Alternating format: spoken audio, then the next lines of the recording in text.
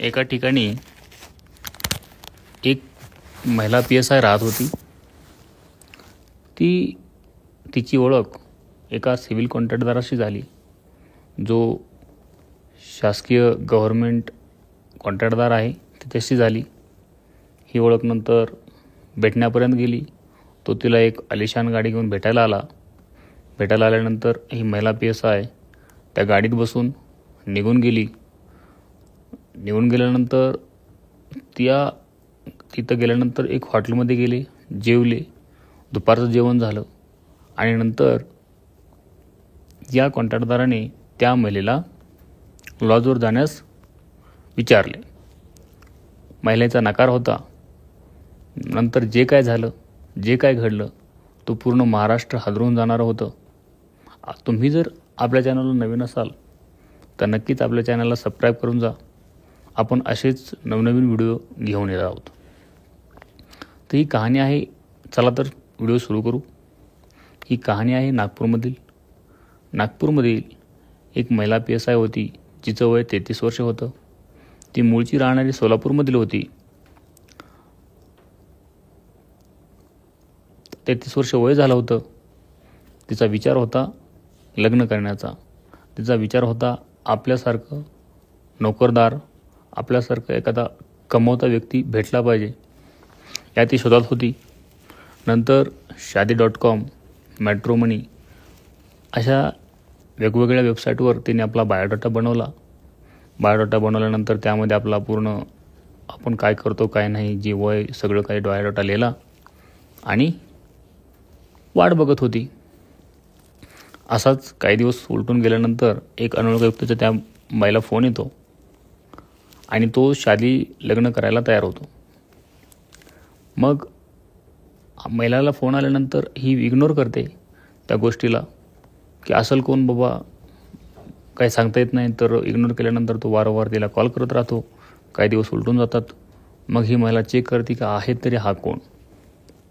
Check केल्यानंतर तिला समजतो तो एक गव्हर्नमेंट शासकीय कॉन्ट्रॅक्टदार आहे, ज्याची पगार 12 लाखच्या वरी पॅकेज आहे. तो एक इलेक्ट्रिशियन इंजिनियर आहे. सगळं काही चांगलं आहे. तर नंतर तिला बोलण्यासाठी उत्सुक होते. ती त्याला बोलायला लागते. हिचा पण इंटरेस्ट महिलेचा त्याच्यासोबत होतो. असंच बोलणं चालू होतं.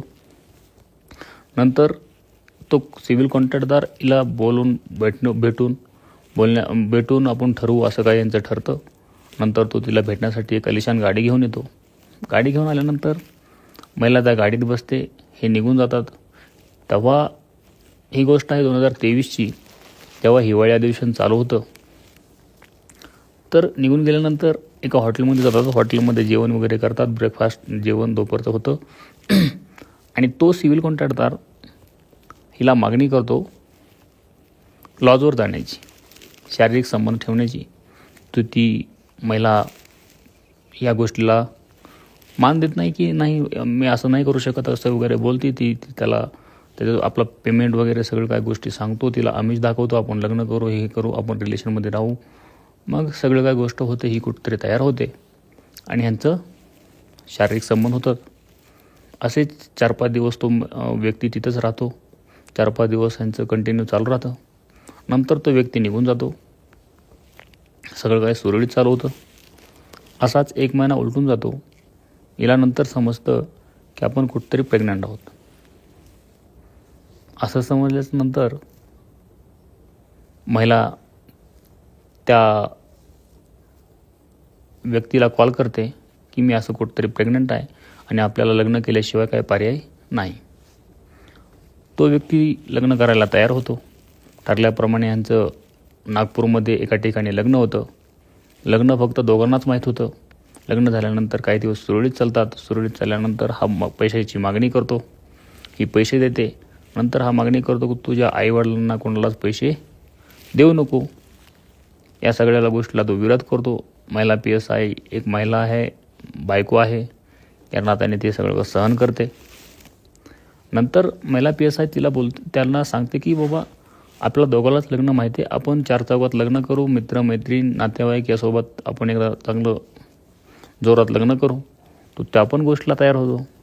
नंतर त्यांचं लग्न शिर्डीमध्ये एका ठिकाणी होतं.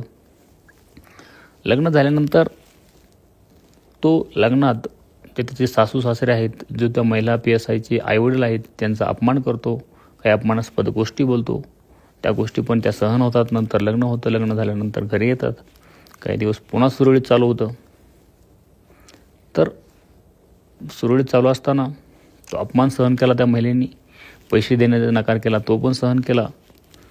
अशाच काही गोष्टी टॉर्चर करत राहिला तिला. नंतर या महिलेला कुठेतरी डाऊट आला की यार की दिवसेंदिवस उलटत जातात हे, हा काहीच करत नाही, पैशाची मागणी करतो फक्त. तर तिचा बायोडाटा चेक केल्यानंतर तिला समजतं की हा जो व्यक्ती आहे ह्याने आपल्याला फसवलं आहे. हा कसलाही व्यवसाय करत नाही, हा कसलाही नोकरदार नाही, कसलाही कॉन्ट्रॅक्टदार नाही. यांनी फक्त आणि फक्त आपला फायदा घेतलेला आहे. ती जवळच्या पोलीस स्टेशनमध्ये त्याचा गुन्हा दाखल करते.